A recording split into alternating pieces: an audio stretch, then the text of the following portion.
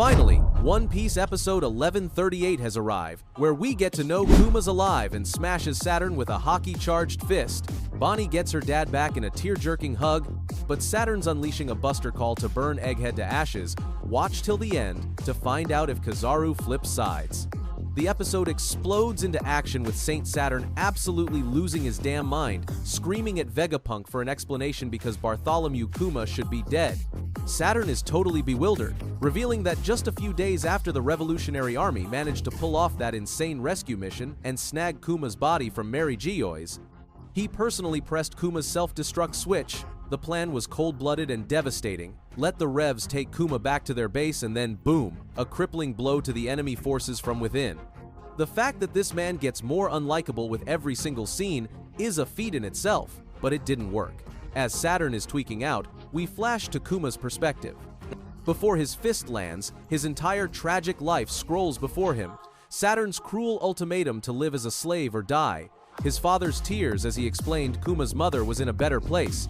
Ginny's radiant happiness after their escape from God Valley. Immediately followed by the memory of that Denden Mushi call, telling him she was at death's door, praying in his church with a baby Bonnie in his arms. All of that pain, all of that rage, all of that love culminates in this one moment. And then, in a super epic, glorious, Kuma's massive armament hockey-imbued fist connects, completely crushing Saturn's face. This old man has not felt a hit like this in hundreds of years, and you can see the pure, unadulterated rage on his face, even as he's still conscious and airborne. Welcome back to reality, old man. The sheer force sends him flying across EggHead, his spider legs not enough to keep him standing as he cracks the ground and smashes through multiple buildings, causing the entire skyline to start collapsing on top of him, burying him under hundreds of tons of metal, concrete, and glass debris. The Marines across the island look up, completely shocked and disturbed, because a former slave, a buccaneer, just bodied one of the 5 elders, the highest authority in the entire world government. And as the rubble settles, Kuma simply takes a Kaepernick knee, breathing, having just thrown the biggest wrench imaginable into all the Gorosei Yonko Admiral power scaling debates. The second Saturn is out of the picture. Everyone can move again. The mysterious paralysis is gone. Sanji and Frankie immediately scowl, then sprint towards Bonnie, yelling for her to get up, telling her they have a shot to get to the upper levels of the island and finally escape. But Vegapunk is frozen, his mind racing. He reveals that the self-destruct switch was never a bomb. Bro, he's a genius. He knew a scumbag like Saturn would exploit a kill switch, so he never actually built one. What he installed was a shutdown mechanism, a failsafe designed to completely switch off all of Kuma's functions, his cybernetics, his programming, everything. It should have left him completely unable to move or take any orders, essentially a vegetative state. Yet, here he is. Vegapunk mutters to himself that there's no scientific explanation for this, for how Kuma could still move, how he even knew Bonnie was on EggHead. He starts to form a working theory, speculating that this is proof of the Buccaneers' true special ability, something that goes far beyond their legendary superhuman strength. As Vegapunk ponders this miracle beyond science, Kuma gently reaches down for his crying daughter, holding her in his arms and giving her the biggest hug he can manage. In this moment of peace, Kuma's entire consciousness seems to have been overridden by a force more powerful than programming, a father's love. In the aftermath, the whole battlefield takes a breath. Even Kizaru quietly remarks that everything is over now. Over on the sidelines, Sentomaru, still tied up, spots his old friend Kuma and can't help but smile, a moment of pure relief. Meanwhile, the Marines are in a total panic because Luffy is gone. Right before they could slap the sea stone cuffs on him, he recovered from his feast. They're hesitant to even report it, and you know that's going to bite them hard later. This is Oda, just setting up a classic Goku savior moment for Luffy to swoop in when things are at their absolute worst. But all that battlefield noise fades away for Bonnie. This is it.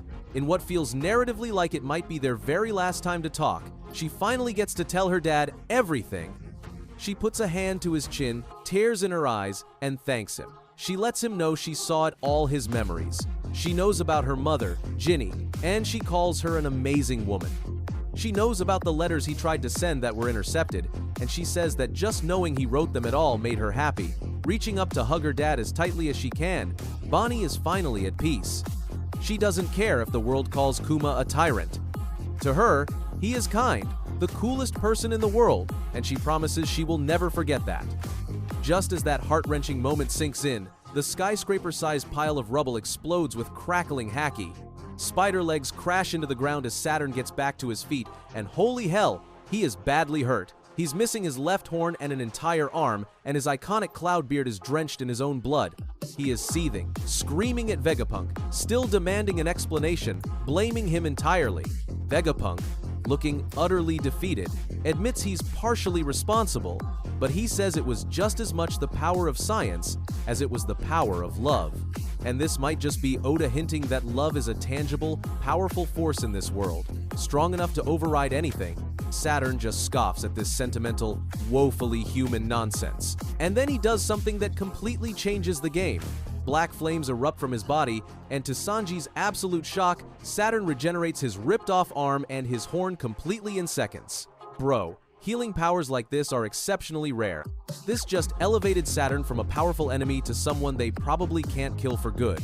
Enraged, Saturn tries to pierce the now immobile Kuma with one of his massive legs. Bonnie screams for her dad to move, but he can't, and then Sanji's stocks are going to the moon. Our boy is back. He launches into the air, deflecting the massive leg with a perfect kick, declaring that he won't let Saturn hurt Bonnie again, and that's the opening Frankie needs. He shouts that they owe Kuma a big favor and charges up his radical beam. He fires it point blank, and we get the most devastating beam of Frankie's entire career, piercing straight through Saturn's gut, but it's not that easy. Kizaru, who had been watching, suddenly appears behind Frankie. He notes how much the Straw Hats have grown, then kicks Frankie away, sending him flying through the EggHead ruins before he can even turn around. Sanji screams for his friend, but it's too late. It's an insane feat for Frankie, though the list of people who have fought a CP0 agent, an Admiral, a Yonko, and a Gorosei is ridiculously short, and Frankie is now on it. His stocks are higher than Skypia right now. And as Frankie flies away, the massive hole in Saturn's gut is already closing up. His regeneration is just that fast. It's clear that unless you're hitting him with a building-shattering Kuma-level punch, nothing else is gonna stick. Bonnie screams to Vegapunk that her father can't move, and Vegapunk orders Atlas to carry Kuma to their meeting point. Atlas just slings Kuma, who looks like an oversized toddler in her arms, which is just peak One Piece size comparison, chaos over her shoulder and bolts. The evacuation is on. But they still have Kizaru and Saturn to deal with. The Admiral tries to act confident, saying it's time to wrap things up, but Vegapunk just looks him dead in the eye and calls him a sad man, asking if he has no heart, if his can withstand doing this much longer. And that line hits home. It visibly rattles Kizaru. He has to fix his glasses, closes his eyes for a second, and delivers one of the smoothest, saddest lines possible. I should have brought a darker pair of shades. He is at his absolute limit. Man, the loyalty is cracking. But just when you think things could not get any worse, just when you think we might see Kizaru switch sides, Saturn escalates this whole thing into the stratosphere with a few magic words. The Buster Call protocol has been authorized. He orders every single marine ship to take aim and reduce Egghead Island to absolute ashes in the name of justice. Bro, what Spandam did on Eni's lobby as a total accident, Saturn is doing on purpose, purely out of rage. And this is a huge loss for the world government. He came here to protect and acquire Punk Records, the Mother Flame facilities, and the island's tech. Now he's ordering it all to be destroyed, including the Seraphim S-Bear, S-Hawk, Shark, and Snake still sitting in the basement. This single order threatens the entire Seraphim project. This is how angry he is with Kuma, Vegapunk, and Luffy. This is it! Is this the Egghead incident? It's close, but it feels like we're still one major twist away, like Saturn getting defeated for real, or Kizaru making his move. But no matter what, a Buster Call is coming. And for Robin, this will be her third time escaping one. That's gotta be a world record. But as Luffy once said, the Straw Hats are 100 times stronger now. This is going to be one of the most incredible showdowns we have ever seen. That's episode 1130. 8 Kuma's hockey fist and Bonnie's tears hit like a tidal wave, but that Buster Call's about to torch everything. If this recap got you shook, smash that like button and comment 1139 below to spread it to more One Piece fans that'll get the next one out quick. Subscribe to keep the fire burning, and I'll catch you next time.